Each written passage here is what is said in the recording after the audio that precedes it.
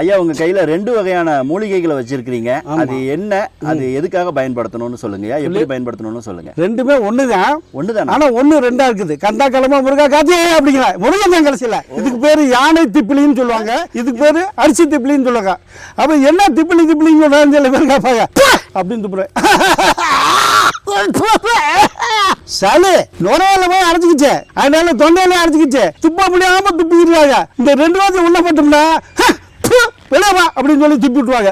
என்ன சளியும் வெளியே வந்துடும். அத்தனை சளி நுரையிலுக்கு சரி, அத்தனையும் கோடையை போற வெளியேறக்கூடிய அற்புதமானது திப்பிலின்னு பேரு. ஐயா எப்படி சாப்பிடணும்னு அளவு கேட்டீங்க நீங்களே. ஆமா, நம்ம பாட்டுக்கு அளவு நிறைய சாப்பிட்டோம்னா வாயில நம்ம வந்துட்டீங்களே. இதுல அரைதான் இவ்வளவுதான் சாப்பிடணும். இதுவே வாயை நம்ம அப்படின்னா வாயில இவ்வளவு நம்ம ஒரு 2 அரிசி 3 அரிசி அளவு தான். 2 அரிசி 3 அரிசி அளவு தான். மிளகளவு சாப்பிடலாம் தினந்தோறும், காலையில மதியம் நைட்டு 3 நேரம். இதுவே நாக்கு வந்து லல்லாங்க. ஏன் அப்படின்னா உள்ள இருக்க சுரப்பில கெட்ட சுரப்பிலாம் வெளியே தள்ளிட்டு நல்ல சுரப்பி நாக்கடியில் இருக்க சுரப்பி பார்த்தீங்களா அதெல்லாம் கிளியர் பண்ணி விட்டுரும். அப்போ கிளியர் பண்ணும்போது உள்ள வந்து சுரப்பினால அதிகமான நீர் சுரக்க ஆரம்பிக்கிறோம். அப்படி நீர் சுரக்க ஆகும்போது உடம்புல இருக்கிற ஜீரண சக்தி அதிகமாக கொடுக்கக்கூடியது. சளியை பூரா வெளியேறுத்து நேர்களே. அப்பேற்பட்ட அருமையான மருந்து திப்பிலி. அருமையான தகவல் ஐயா. மிக்க நன்றி.